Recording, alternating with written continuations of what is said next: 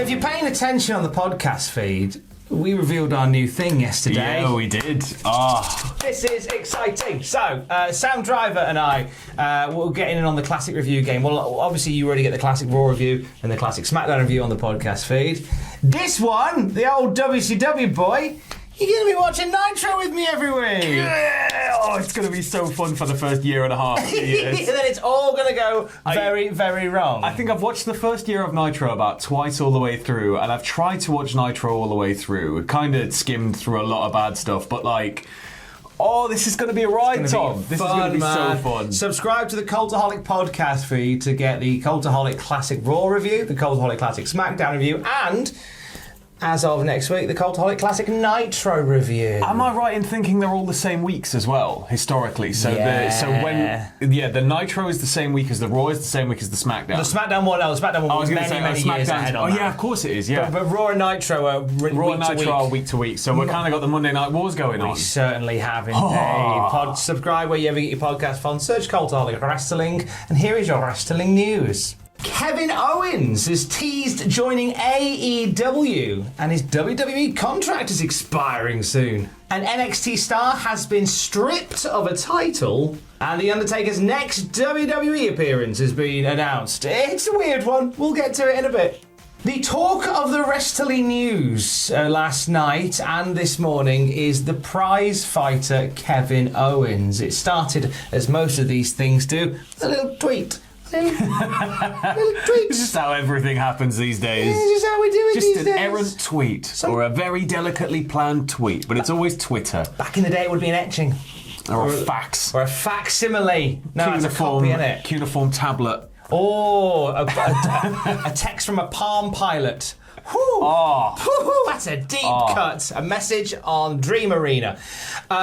This is a tweet from Kevin Owens, and he put out 43.8791, 103.4591. My favourite numbers, those. They're my favourites, aren't they? My favourites, Kevin. I'm so glad that you like them too. Oh, what a guy. What a guy. Coincidentally, also the coordinates of Mount Rushmore. Oh. And anybody of a certain wrestling vintage will know what that means. Sound up. This is. I mean, so it was a PWG faction featuring Owens, Adam Cole, and the Bucks. But this is just this quick tease because he deleted it immediately afterwards. So it's like, why are you tweeting about Mount Rushmore, Kev? Well, why are you tweeting the coordinates to Mount Rushmore, Kev? Look at you, Kev.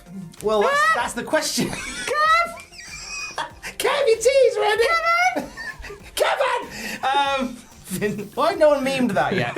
As soon as that happened, Sean Fightful from rossap.com did a little bit of digging, and it turns out that Kevin Owens' contract is up a lot sooner than we thought it was. Yes, so it's apparently believed that his contract would keep him with WWE until 2023, but deals were restructured prior to the pandemic. Apparently his current deal is going to expire in January of next year. But the thing is, with everything that's been happening, I don't think this is a surprise to WWE. It can't possibly be a surprise to WWE. The Adam Cole one was a surprise. The Adam Cole one was a surprise, but somebody like Kevin Owens, who's been featured so heavily across main roster television, works. He's been quite a good pillar for the company for quite some time now, and I feel that they will be very aware of his contract status and will be desperately trying to kind of get him back under contract and make sure that he's part of WWE moving forward, because I don't think they can really afford to lose Kevin Owens. He's one of those guys. Now, I mean, as of late, he's, in terms of where he sat in the roster, literally on SmackDown, he was just hanging around backstage. Which is why he ended up on commentary. Yeah. But historically, they really looked after Kevin Owens. When he joined NXT, he became a champion immediately. Yeah. He had a belter of a rivalry with John Cena. Pinned Cena clean.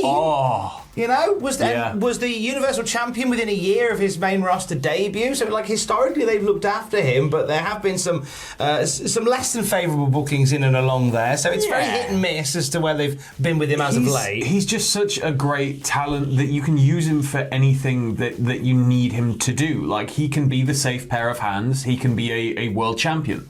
He can be somebody who hangs about backstage. He can be front and centre in a major storyline. He can do all of these things, but I guess the the question is, when it comes to, January and contract time and expansion talks and making sure you can extend that contract, I'm sure that he's gonna have things he wants to do, and it's gonna be one of those structured talks that we're gonna hear more and more about, I'd imagine, closer to the date, or it'll just be like, Kevin Owens has re-signed a contract, and everybody will be like, sweet. It's what an exciting time to be in this industry, I think, when you've suddenly got different avenues to go down. It's making everything so much spicier, Tom. So much spicier. I can't wait to get on, Twitter every now and then. That's something weird for me to say. I can't wait to get on Twitter and see just some of the rumblings and rumours. Every morning it's just something different. Looking ahead to next week, NXT's rebrand will be in full effect. The first live Please NXT. be good, please be good, please be good, please be good. The set Please looks be good. all right. It looks a bit American Gladiators. Yeah. But it looks all right. It looks like a game show, mate. It's a big game showy, but I'm not against it. It's lost.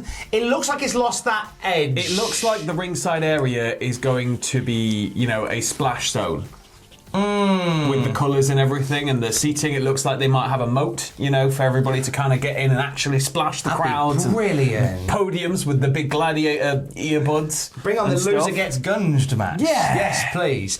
So the NXT Women's title will be on the line on the first new NXT. Raquel Gonzalez will be defending against Frankie Monet. They've gone back and forth with words over the last few weeks or so. We're also getting a four-way for the top contendership to the NXT title. It's going to be LA Knight, Tommaso Ciampa, Pete Dunne and Kyle O'Reilly.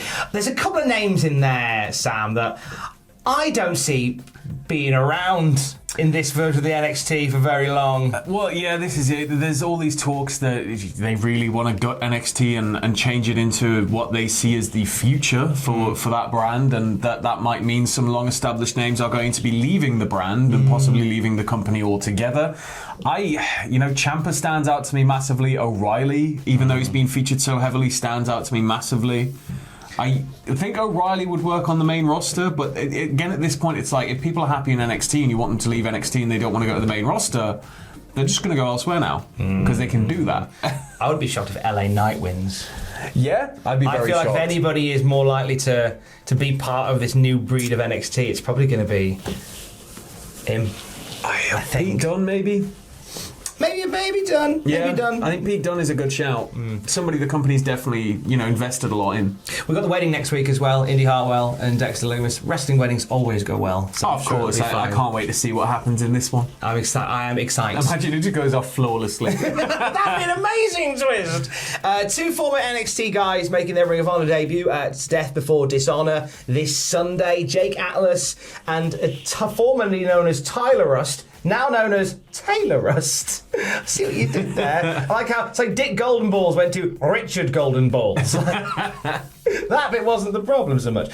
So they're going to be facing each other at Death Before Dishonor, both making Dave's Ring of Honor. I think there'll be nice fits there. Yeah, Ring of Honor is in this precarious position right now. Not so much, from the business standpoint, it just seems to be taking over as usual. But it's more like where's your place in the market when competition's just rocked up and hit major networks and is kind of doing your thing.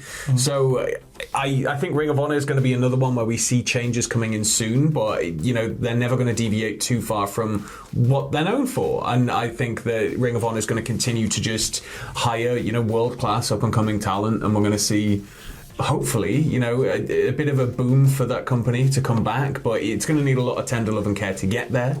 But signings like this are always going to help. Absolutely. A lot of conversations about NXT UK over the last few months, especially with the WWE UK Holdings thing being dissolved. Don't know where to take with this. ICW tweeted out that as a result of COVID-19 restrictions, Noam Dar from NXT UK has been unable to compete for ICW since winning the ICW World Heavyweight title. Yes, I forgot he was ICW World Champion as well. Yeah. To the point where they've made the decision to strip him of the ICW World title. There'll be two fatal four-way matches over this month. The winners facing each other at Fear and Loathing, which is going to be ICW's first proper show back. They've got fans back at the Asylum now, but this is the first time. This is going to be the first big event for ICW in a long time. I wonder whether Noam Dar has, because obviously there's exclusivity deals that WWE now has with a lot of its UK talent. I'm wondering whether Noam might have signed an exclusivity thing? I think it could just be a case of,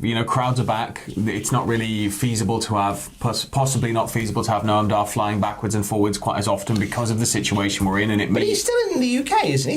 He's in Scotland. Oh yeah. Okay. So that's why I thought it was strange. How I was figuring maybe he's gone back to the States. That's kind of how I read it. It was like maybe he has gone back to the States. Maybe. And this is kind of like it's awkward, but we best just quickly get this back so we can give crowds that big moment. We can kind of roll on with all our storylines. And then when you come back, here we go, have a big blow-off, rematch thing. That's a nice shout. Prove that you've still got it and take the belt back. I wonder if Noam Dar is maybe heading to NXT from off of America. I think it could be a very nice fit. Pretty. Yeah, I think we're not going to see a lot of, if they do have any surprises in store for NXT next week, so... Here's a surprise. The Undertaker's back. Oh! Yes! Oh! Who's he wrestling? Where? Saudi Arabia? Well, what are we doing? What are we doing? No, he's not. What if I told you he was wrestling in his haunted mansion? Okay. I'm not really a fan of dramatic wrestling. What are we doing? Let's get going. Boneyard was all right. Let's we go. are wrestling on Netflix. Okay. It's going to be The Undertaker versus The New Day on Netflix. What? Sorry, The Undertaker versus The New Day and you. And you. I'll give it my best shot. That's you. A Netflix special coming to the platform on Tuesday, October the 5th, called Escape the Undertaker. Oh. So the story is The New Day turn up in The Undertaker's haunted, spoopy mansion, and there's loads of traps and challenges, and it's an interactive Netflix experience. A bit like that Black Mirror episode. Yes. Where we had to choose your own Bandersnatch. Yeah, I'm a big fan of Choose Your Own Adventure, always was as a kid. I think I'm going to be all over this. I'd love to be able to stream it. Oh! Can anybody at WWE verify whether we can do that on Twitch? Anybody? I guess anybody? We'd have to speak to Keith Netflix about that, wouldn't we? Possibly, yeah. I'll have to ring up Keith Netflix. Give Keith Netflix a call. So you know what? That'll be fun. That'll be a nice little laugh. That. Yeah, something to do with your parents over Christmas. And I imagine there's multiple endings. There's going to be a good, bad, and middle ending, isn't there? And it's Big E and Kofi and Xavier Woods doing it, so it's going to be delicious, campy fun for all the family. In fact, at this point, you get to choose your own ending of the video here. Would you like the good ending or the bad ending? Or the big ending. Or the big ending. Select now by using the videos that have appeared around here, and it'll take you to the ending. It won't take you to another video. Videos that have appeared around here? Around here. Okay. We're in the corner now, aren't we? Oh, yeah. And here's Just the next click one of these. It'll definitely continue the video and not take you to another one. Stay safe. Love you, bye.